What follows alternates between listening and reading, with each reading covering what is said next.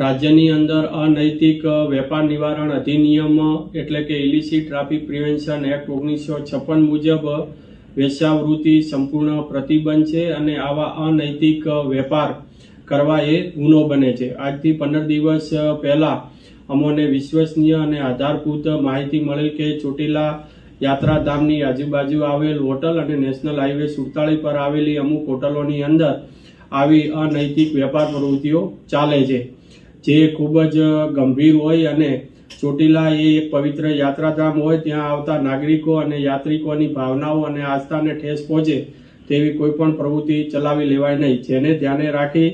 અને ગઈકાલે અમોએ અધિકૃત ટીમો બનાવી તેમજ સાથે સાથે ગ્રાહકોની વ્યવસ્થા કરી અને જુદી જુદી હોટલોની અંદર આ ટીમો અને ગ્રાહકો મોકલેલા, જે અંતર્ગત આ હકીકતોની ખરાઈ કરાવતા સિટી પેલેસ હોટલ ચોટીલા તેમજ બાલાજી હોટલ ચોટીલા આ બંને હોટલોની અંદરથી આ અનૈતિક વેપાર છે એ વેપાર ચાલુ હોવાનો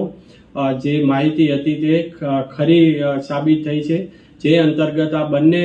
હોટલ માલિકો સામે ઇલિસિટ ટ્રાફિક પ્રિવેન્શન એક્ટની કલમ 18 હેઠળની ક્લોઝર નોટિસ ઇસ્યુ કરીને આગળની કાયદેસરની કાર્યવાહી હાથ ધરેલ છે।